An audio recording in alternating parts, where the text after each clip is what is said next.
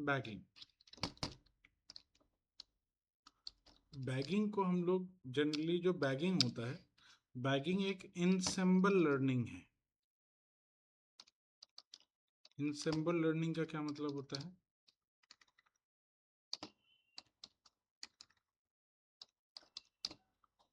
इनसेम्बल का मतलब होता है कि जब भी आप कोई लर्निंग करते हैं और लर्निंग करने में अगर कोई आप एक्स्ट्रा एफर्ट डाल रहे हैं, एक्स्ट्रा एफर्ट का मतलब कि आप जो भी मॉडल बना रहे हो उसी मॉडल को इम्प्रूव करने के लिए, है ना, या उसके मॉडल के एक्यूरेसी को इम्प्रूव करने के लिए एक ही मॉडल को कई बार ट्रेन कराते हैं, तो हम उसको बोलते हैं इनसेम्बल लर्निंग।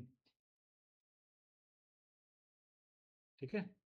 जैसे कि मान लो कोई बुक है, उसको पढ़ना है, एक बार पढ़ा नहीं समझ आया आपको, उसी बुक को आपने दोबारा पढ़ लिया, दोबारा भी उतना अच्छे समझ नहीं आया, फिर से 3 बार पढ़ लिया, फिर 4 बार, आपने एक ही चीज को बार बार पढ़ी।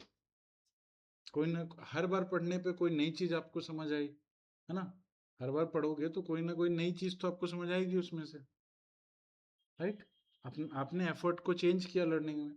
अभी तक क्या कर रहे थे हम, हर एक डेटा को एक मॉडल के साथ ट्रेन कर रहे थे, वो एक ही बार ट्रेन हो रहा था, तो एक बार में उसको जितनी इन्फॉर्मेशन मिल गई, उसी से एक्यूरेसी बन जाती थी उसकी, बार बार तो एफर्ट करता नहीं था। अब क्या किया, अब हमने उसको इंक्रीज करना उनके एफर्ट को। ठीक है। जैसे मैंने आपको ओवरफिटिंग का एग्जांपल दिया, ओवरफिटिंग में ये होता है कि आपका जो मॉडल होता है वो सही तरीके से आपके डेटा को नहीं समझ पाता, तो उसको मेमोराइज कर लेता है, इसलिए ट्रेनिंग में उसकी एक्यूरेसी 100% आती है और टेस्ट में उसकी एक्यूरेसी खराब हो जाती है। ठीक है। तो वो नहीं समझने का रीजन था। तो जब आप एक ही मॉडल को कई बार ट्रेनिंग करेंगे, है ना, कई बार उसी सेम डेटा के साथ ट्रेन करो, तो हर बार कोई ना कोई नई इन्फॉर्मेशन मिल जाती है, और हर बार नई इन्फॉर्मेशन मिलेगी तो हर बार आपकी एक्यूरेसी में कुछ ना कुछ तो अंतर दिखेगा। ठीक है, राइट। ओवरफिटिंग भी कम हो जाएगी, हर बार आप पैटर्न समझने की कोशिश करेंगे। तो इस केस में जो मॉडल्स की लर्निंग का तरीका होता है वो एक्चुअली में इंसेम्बल लर्निंग कहलाता है, उसी को बोलते हैं इंसेम्बल लर्निंग। ठीक है। तो हम जो बैगिंग कर रहे हैं वो बैगिंग एक्चुअली में इंसेम्बल लर्निंग है। क्या है ये? Ensemble learning.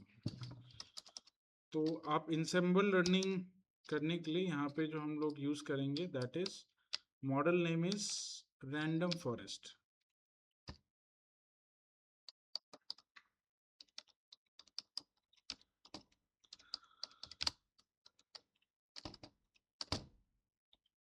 रैंडम फॉरेस्ट एक ऐसा मॉडल है मशीन लर्निंग का जिसकी हेल्प से आप डिसीजन ट्री के ओवरफिटिंग को रिड्यूस कर सकते हैं।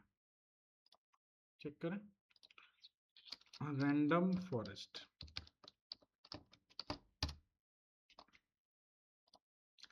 A random forest is a popular machine learning method that builds many decision tree and combine the result using bagging and random features to make accurate predictions. ठीक है। And main benefit क्या है इसका? ये overfitting को benefit कर वो prevent करता है। Combining many different trees fixes the tendency of a single decision tree to memorize noise in the training data. तो मतलब नॉइज को जो वो बेसिकली मेमोराइज कर रहा था, उसकी टेंडेंसी को खत्म करने के लिए यूज किया जाता है। क्लियर है? वही चीज हम कर रहे हैं, एक्यूरेसी को हाई करने के लिए, फीचर को इंपॉर्टेंट करने। तो ये सारे इसके मेन बेनिफिट्स। ठीक है, रीजन समझ आ गया? चलिए, तो इसको हम यहाँ से कॉपी करके यहाँ मॉडल के बारे में लिख लेते हैं कि रैंडम फॉरेस्ट एक ऐसा मॉडल है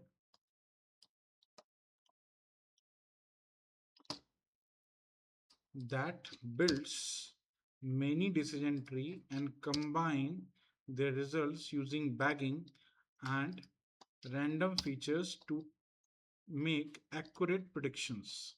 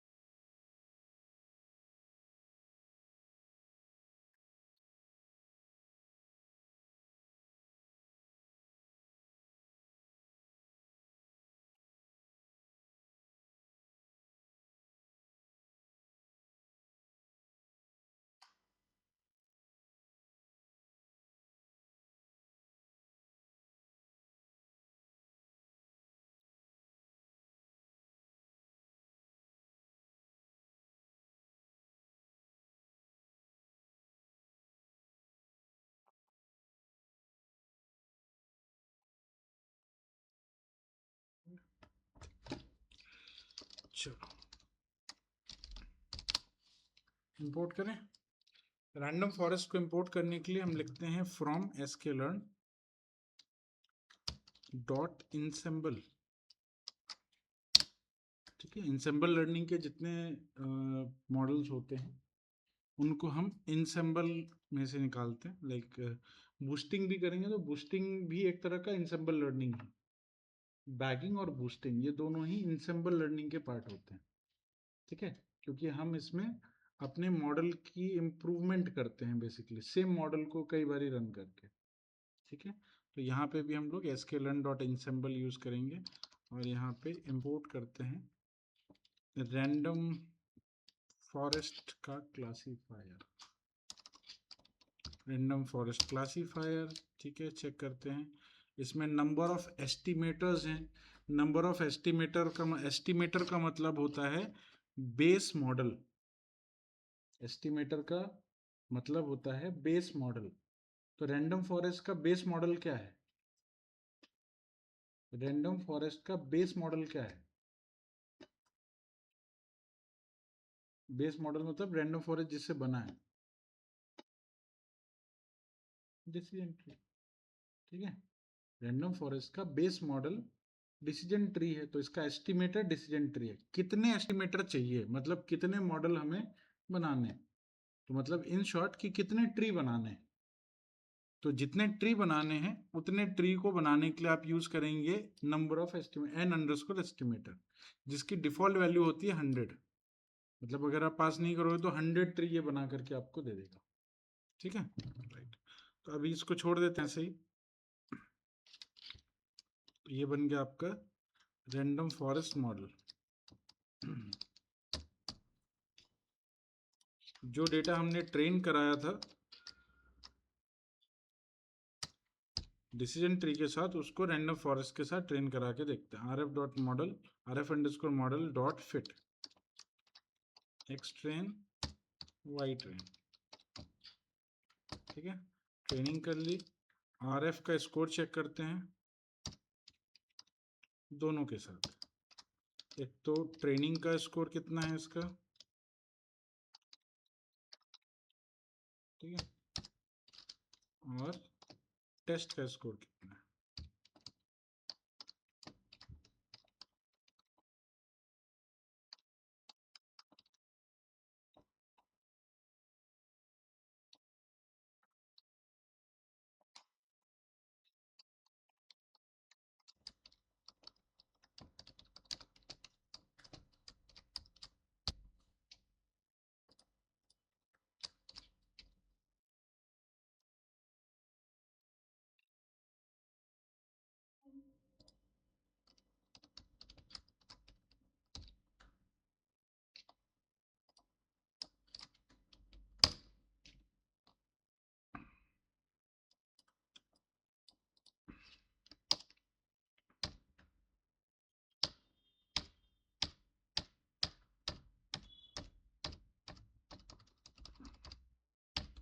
एक्यूरेसी पहले से थोड़ी सी बढ़ी है, ज़्यादा तो नहीं बट हाँ थोड़ी सी एक्यूरेसी बढ़ गई। अब 60 से कम की एक्यूरेसी नहीं आ रही है आपकी। ठीक है,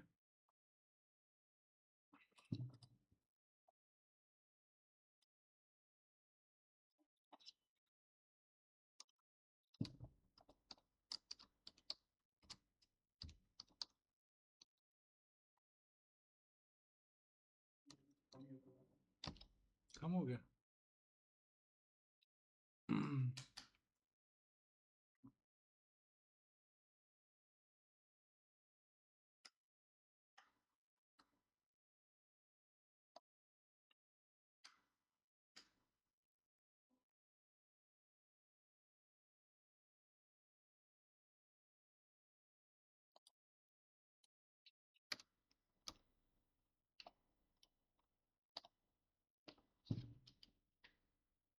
नंबर ऑफ एस्टिमेटर बढ़ा दें, चेक करते हैं।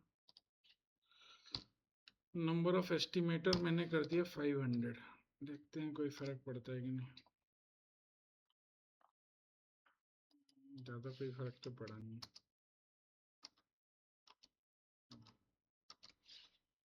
अगर एस्टिमेटर में 85 रखूं तो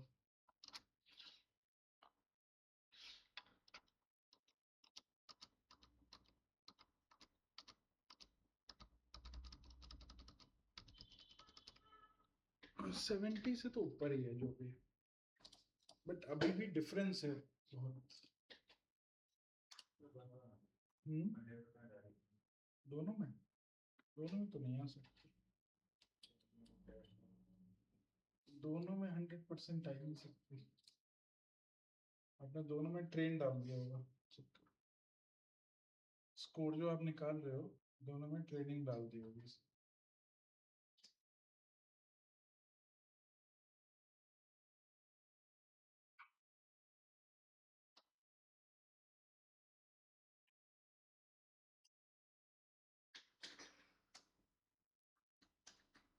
ठीक है, क्लियर हुआ? चलो बेटा,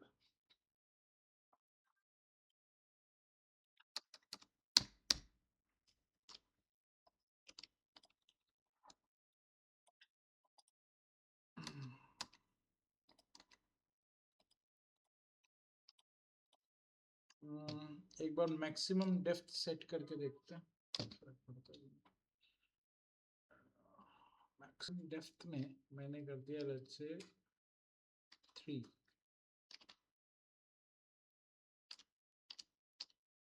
तो ओवर फिटिंग तो खत्म हो गई, ओवर फिटिंग आपकी खत्म हो गई।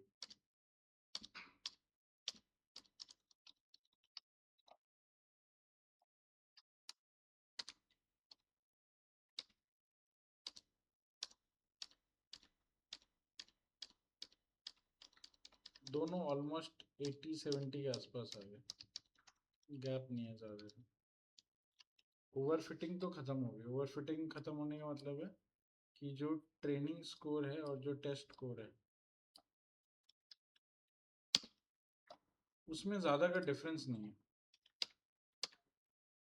ना, 8%, 7-8% का डिफरेंस आ रहा है। पहले वो 100% था। मैक्सिमम डेप्थ जैसे मैंने ऐड किया, ट्रेनिंग की एक्यूरेसी कम हो गई, इसकी एक्यूरेसी तो एज इट इज है, पहले जितनी थी उतनी ही है, बट इसकी एक्यूरेसी कम हो गई, इससे ओवर फिटिंग खत्म हो गया। ठीक है, मतलब अब ये दोनों डेटा पे, ट्रेनिंग डेटा पे और टेस्ट डेटा पे, ये दोनों पे एक जैसा ही परफॉर्म कर रहा है, राइट?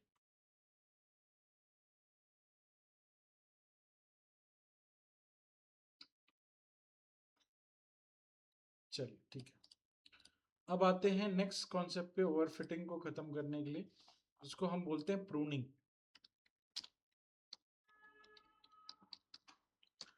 प्रूनिंग में दो तरह की प्रूनिंग होती है, एक प्रूनिंग को बोलते हैं प्री और एक को बोलते हैं पोस्ट। कल डिस्कस किया था हमने, क्या होता है प्री? प्री प्रूनिंग का मतलब क्या होता है? प्रूनिंग मतलब क्या होता है? प्रूनिंग मतलब क्या होता है? ब्रांचेस को कट करना, है ना, अनवांटेड ब्रांचेस को कट करने के लिए करने के प्रोसेस को हम लोग बोलते हैं प्रूनिंग। यहाँ पे प्रूनिंग लिखो तो क्या आएगा? क्या कर रहे हैं?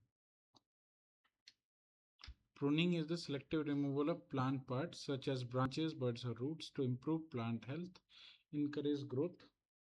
ठीक है, ये प्लांटेशन में बेसिकली हम लोग यूज करते हैं, फाइन है? ठीक है, इसी को डिसीजन ट्री के लिए यूज किया गया, फाइन। वर्ड वाइज जाओ तो थोड़ा बहुत चीज है ना, जब आप वर्ड को समझने लगते हो तो उसके कॉन्सेप्ट भी समझ आने लगते हैं, क्योंकि इतने कॉन्सेप्ट समझने के लिए जब तक आप वर्ड की मीनिंग को नहीं समझोगे कॉन्सेप्ट याद ही नहीं रहेगा। ठीक है, इसीलिए सभी जितने भी वर्ड यूज होते हैं, किसी भी कॉन्सेप्ट में जो वर्ड यूज होता है उस वर्ड का मीनिंग पता होना जरूरी है। वर्ड मीनिंग से बहुत सारे कॉन्सेप्ट ऐसे ही क्लियर हो जाते हैं बिना उसको जाने। आप नहीं भी जानते इसको कि प्रूनिंग क्या होता है, तो भी आपको पता होता है प्रूनिंग क्या करता है, सिर्फ एक वर्ड मीनिंग से। तो अभी हम ट्री बना रहे हैं, तो ट्री की प्रूनिंग करनी है, मतलब इसके ब्रांचेस को शेप आउट करना है सिंपली। ठीक है, तो यहाँ पे इससे आप ओवरफिटिंग की प्रॉब्लम को सही कर सकते हैं। इतने जो ब्रांचेस फैले हुए हैं, उस फैले हुए ब्रांच को आपको कट करना होगा। ठीक है, बात समझे? तो प्री और पोस्ट दो तरह की प्रूनिंग होती है। प्री में बताया था कि आप कैपिंग लगा सकते हैं। कैपिंग लगाते कहाँ पे हैं? तो कैपिंग लगाने के लिए आपको जो डिसीजन ट्री मिलता है, तो डिसीजन ट्री क्लासीफायर के अंदर कई सारे पैरामीटर्स होते हैं। कौन कौन से? तो यहाँ आप देखोगे तो पैरामीटर्स की लिस्ट आपको दिख जाएगी, होवर करना बस इसमें।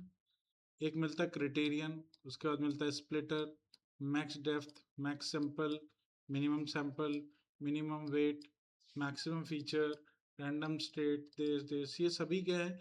ये सभी इनको बोला जाता है हाइपर पैरामीटर। मॉडल के पैरामीटर्स को बोलते हैं hyper parameter.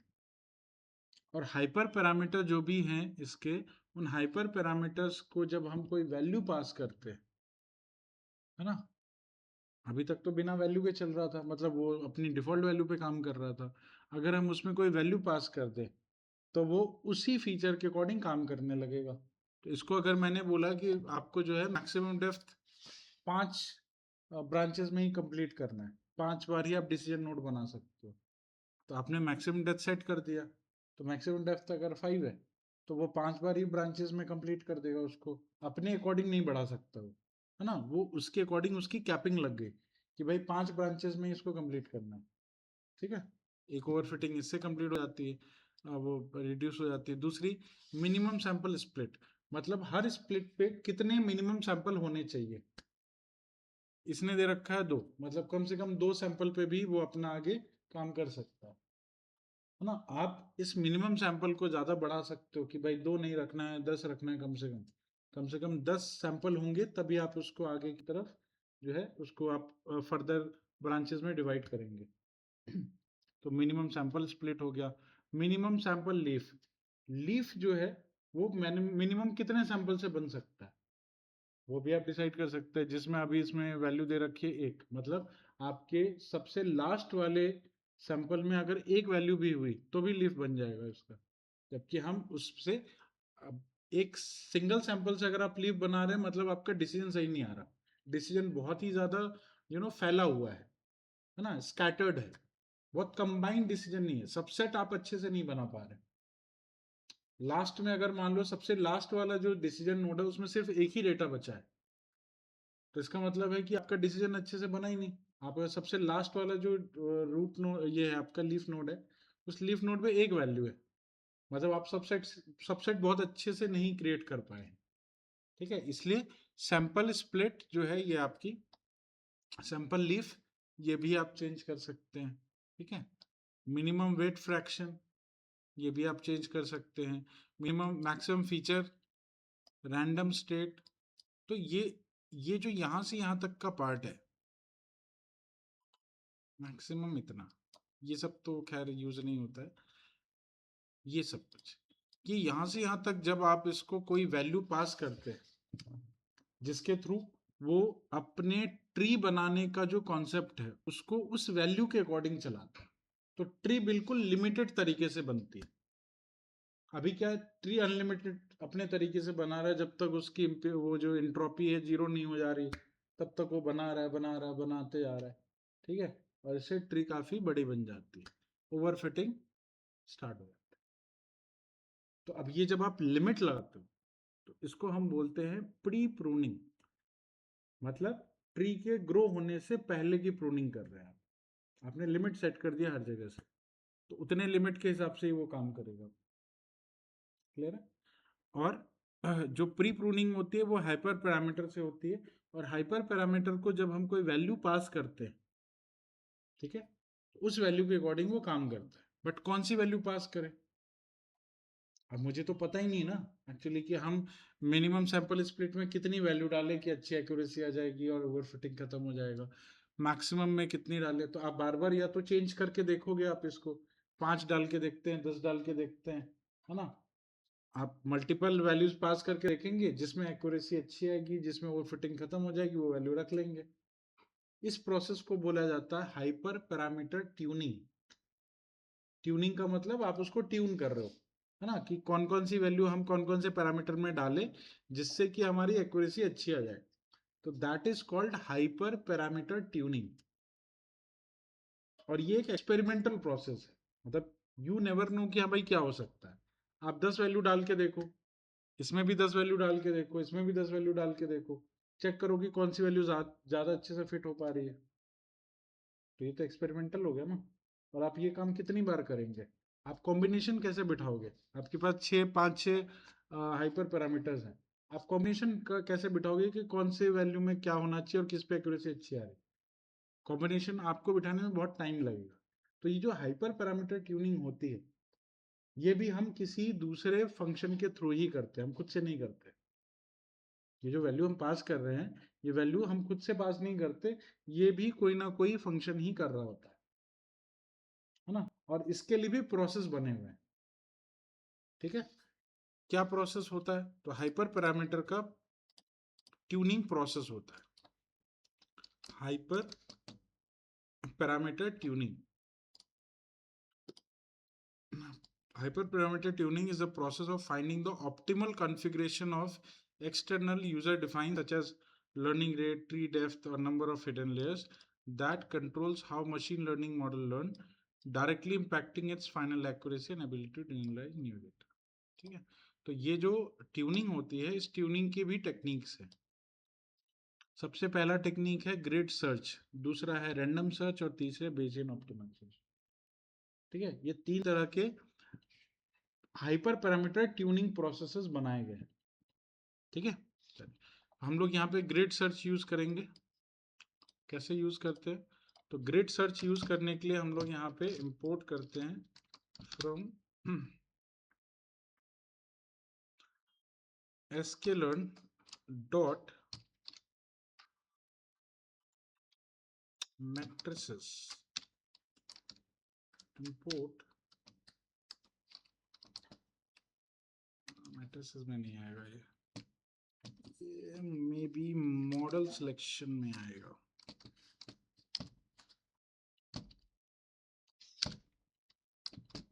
Right, model selection में आपको मिलेगा ग्रिड सर्च सीवी। सीवी का मतलब, सीवी का मतलब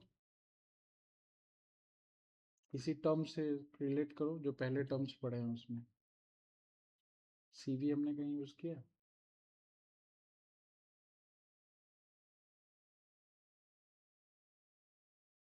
पीछे के जो कॉन्सेप्ट पढ़े हैं उस कॉन्सेप्ट में कहीं हमने सीवी को यूज किया? मंडी कैसे ला रहे? या तो होगा, याद नहीं होगा। क्रॉस वैलिडेशन,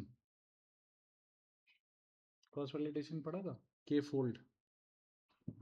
तो ये सीवी का मतलब होता है cross validation, grid search CV. ठीक है, तो sklearn dot model selection import करते हैं ग्रिड सर्च सीवी।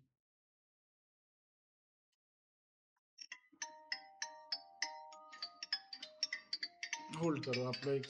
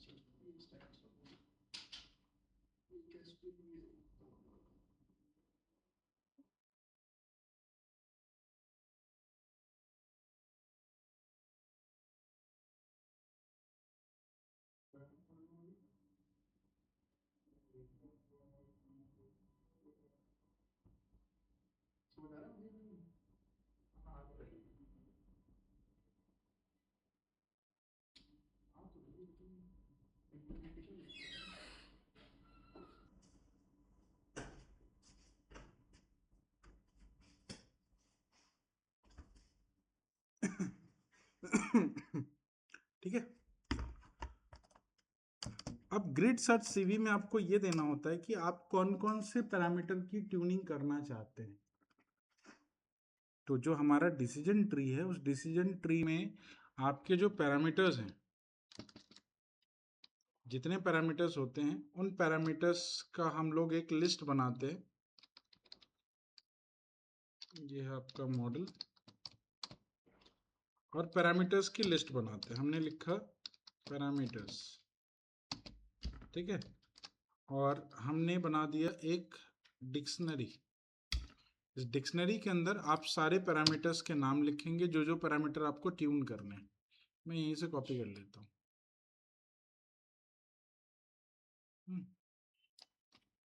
यहाँ से कॉपी कर लिया मैंने।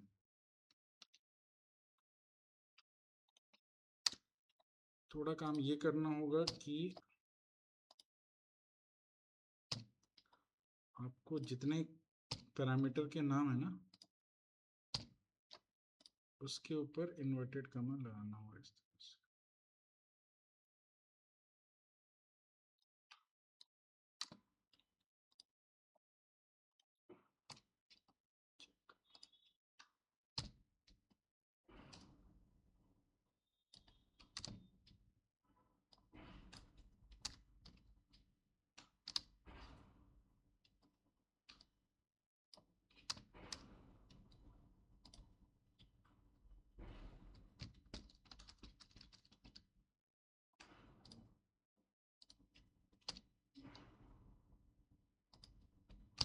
ऐसे डिक्शनरी के फॉर्म में आपको लिखना है।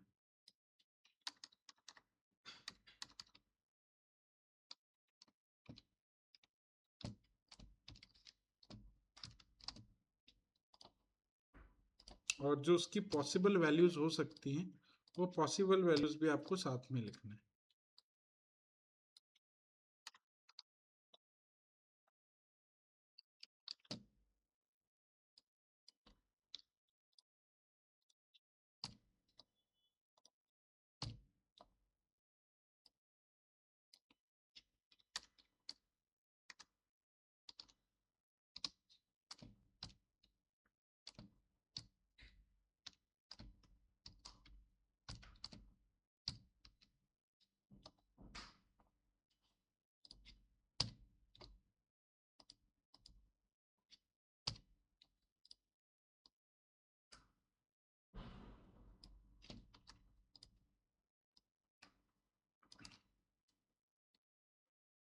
इलेक्ट्रोलाइट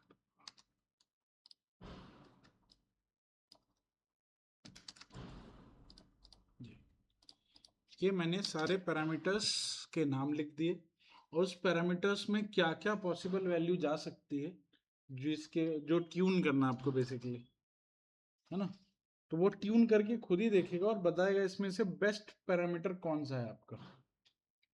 बेस्ट पैरामीटर की वैल्यू वो खुद ही निकाल करके आपको ट्यून करके दे देगा। Grid search CV.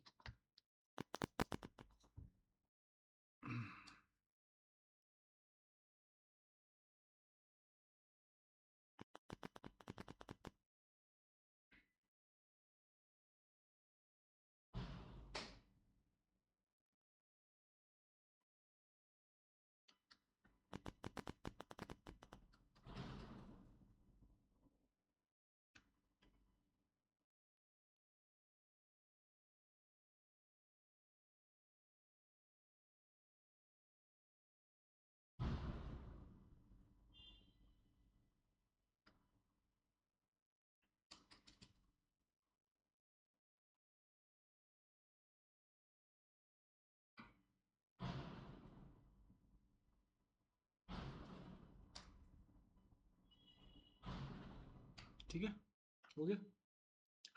चलिए अब ग्रिड सर्च सीवी को कॉल कराते हैं। क्या पास करें इसमें, तो पहले तो एस्टिमेटर बताना, एस्टिमेटर कौन सा है। तो आपका जो ये मॉडल है, ये आपका एस्टिमेटर है।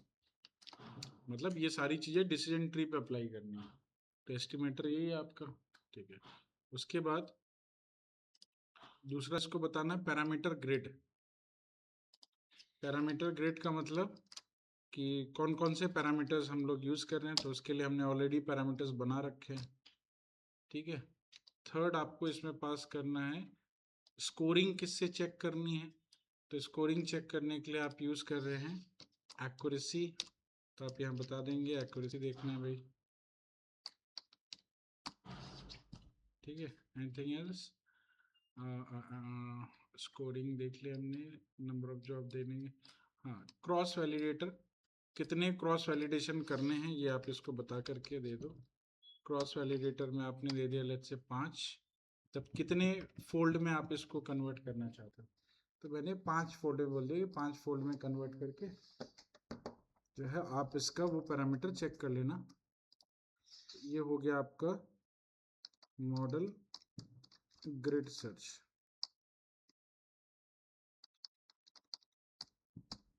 ग्रिड सर्च का मॉडल हो गया। अब जो मॉडल ग्रिड सर्च है इसको हमने बेस एस्टिमेटर बता दिया किससे चेक करना है और क्या क्या चेक करना है। ठीक है। और इसके अंदर आपने डॉट फिट का प्रोसेस अप्लाई किया और अब अपना ट्रेन डेटा इसको पास करके दे देंगे।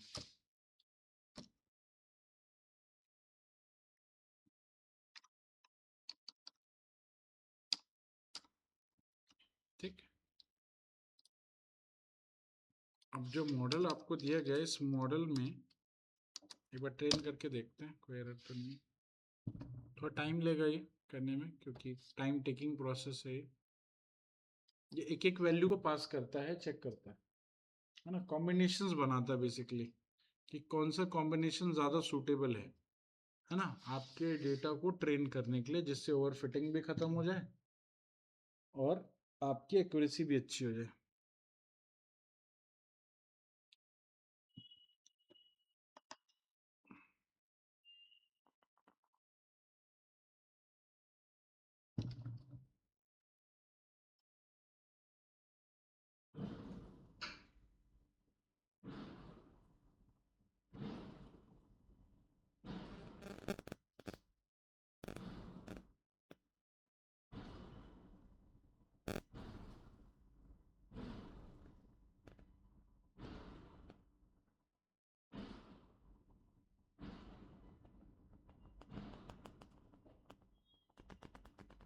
हो गया, चलिए फिटिंग हो गई। जिसमें से इसने बोला 11,520 fits failed out of total 34,560। The score on these train test partitions will be set to none. If these failures are not expected, you can try to debug them. कहीं पे कुछ एरर आया है जिसकी वजह से मतलब चल तो गया है लेकिन कुछ जगह पे ये काम नहीं कर रहा है। जैसे मैक्स फीचर्स, आप एक काम कर सकते हैं उसको देखने के लिए एरर स्कोर देख सकते हैं। एरर स्कोर इसको आप कर दो रेज, तो ये एरर भी बता देगा कि कहाँ पे एरर आ रहा है। किसी किसी इसमें ना प्रॉब्लम आ रही है कि the max feature decision must be an integer in the range once you float the range.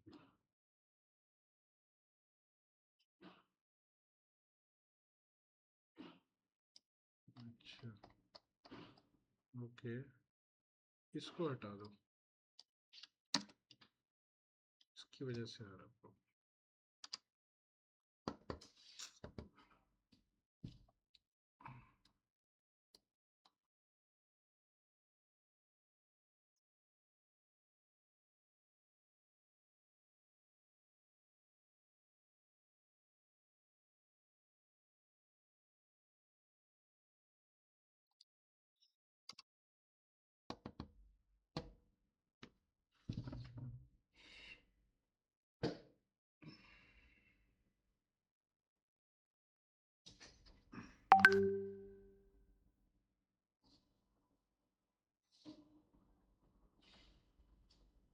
लिख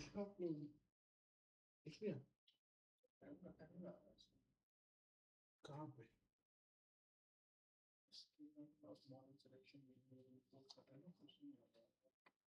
एरर चेक करो, स्पेलिंग मिस्टेक हो, वो तो कोई एरर हो नहीं सकता। आपका आपने लिख लिया? रन हो रहा है? टाइम लेता है, हो गया मेरा। चलो, अब कोई एरर नहीं है सबसे।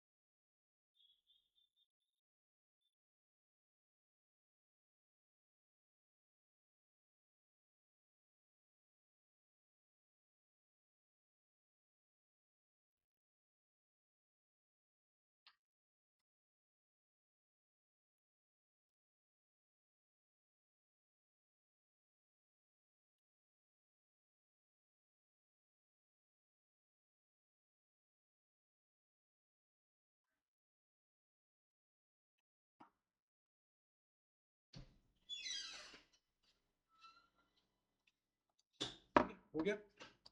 चलिए, मॉडल अब अभी आपका जो है वो इसका क्रॉस वैलिडेशन इसने कर दिया है। करने के बाद जो ये मॉडल ग्रिड सर्च सीवी है, इससे हम लोग बेस्ट पैरामीटर्स निकालते हैं, या बेस्ट पैरामीटर इसमें से कौन सा है। आपने निकाला बेस्ट पैरामीटर, चेक किया। अरे यार, मैंने दोबारा क्यों रन कर दिया? ये आपको दूसरे सेल में करना है। ये सेल चेंज कर देना, ये प्रिंट करने से पहले सेल चेंज कर लेना।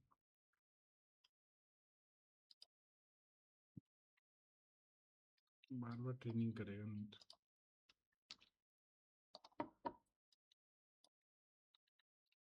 ये दूसरे सेल में कर लेना, जिसमें हम लोग बेस्ट पैरामीटर जो इसने वो किया होगा, है ना, मॉडल जब ट्रेन किया होगा, तो मॉडल ट्रेन करने पे जो भी ट्यूनिंग करी होगी इसने, तो उस ट्यूनिंग के अकॉर्डिंग जो बेस्ट पैरामीटर की वैल्यू है वो हमें निकालना है, चेक करना है।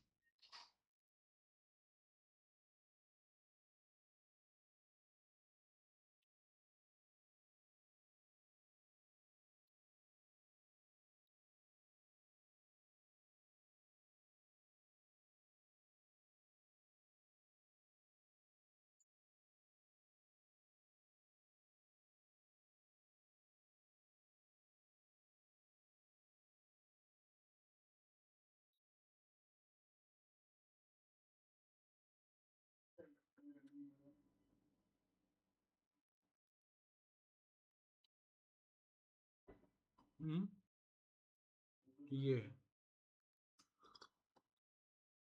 क्राइटेरियन आया, एंट्रोपी, मैक्सिमम डेप्थ आया 4, मैक्सिमम फीचर आया log 2, मिनिमम सैंपल लीफ आया 10। ठीक है, और इसको हम लोग एक वेरिएबल में स्टोर कर सकते हैं, best parameters is equals to, parameter की लिस्ट आ गई अपने पास। बेस्ट पैरामीटर्स ये थे हमारे, ये सारे बेस्ट पैरामीटर्स।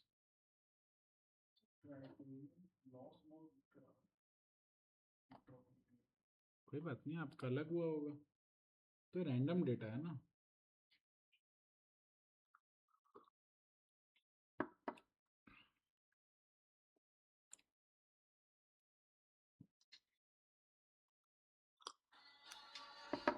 आगे आप लोगों का चल ही रहा है।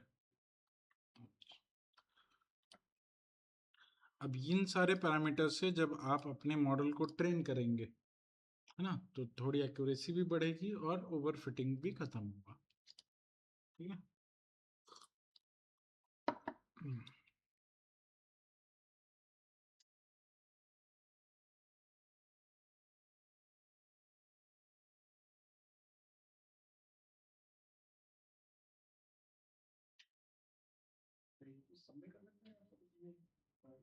ये सब में कर सकते हैं, बट सब में इतने पैरामीटर होते नहीं ना, डिसी एंट्री में बहुत होते हैं। डिसीजन ट्री में ज़्यादा होता है।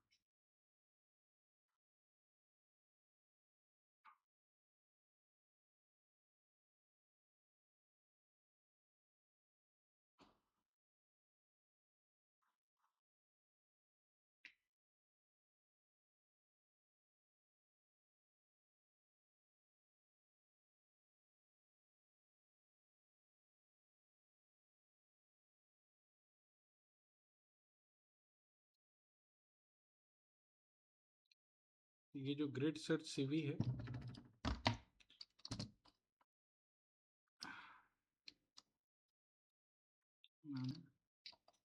मॉडल ग्रिड सर्च सीवी, इस पे हम लोग डॉट प्रेडिक्शन भी अप्लाई कर सकते हैं इसी से, जैसे फिट किया वैसे ही। एक्स टेस्ट, ये प्रेडिक्शन दे दिया इसने, ठीक है। और स्कोरिंग चाहिए तो यही आपको स्कोरिंग भी दे देगा।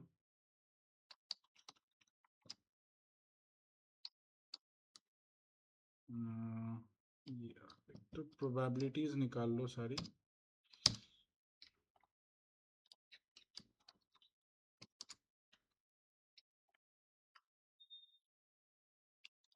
इसमें आप डाल दो एक्स टेस्ट,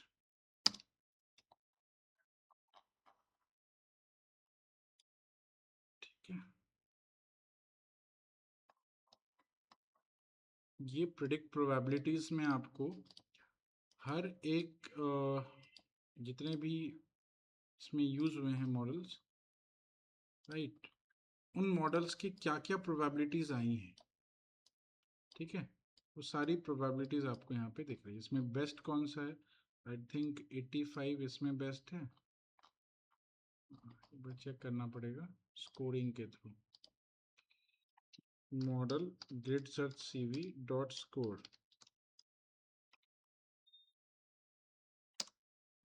स्कोर हमने चेक किया, स्कोर में हमने डाल दिया एक्स टेस्ट,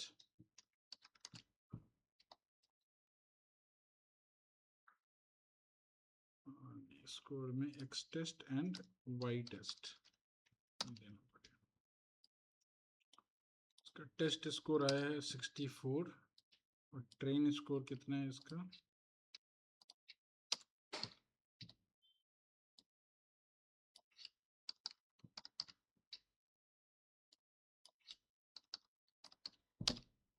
81। ये स्कोरिंग देखने का तरीका।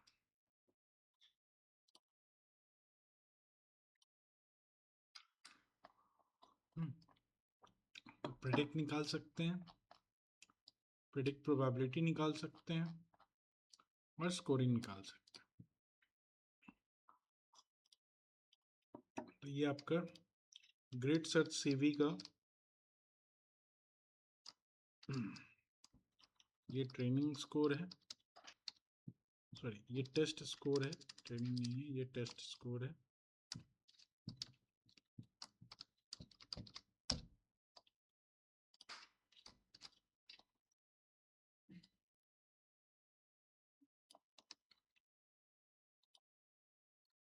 ये ट्रेनिंग स्कोर है,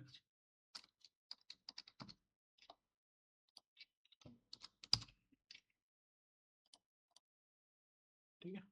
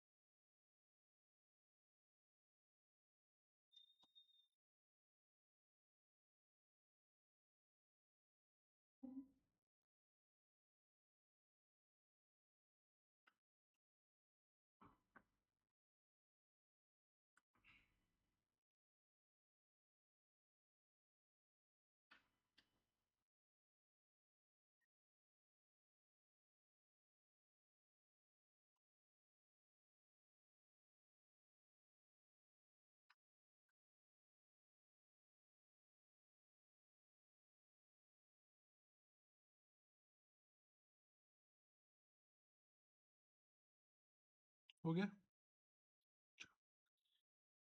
ठीक है, चलो हम लोग कंटिन्यू करते हैं फिर कल, पोस्टपोनिंग पढ़ेंगे कल। समझ आया ये? क्लियर है?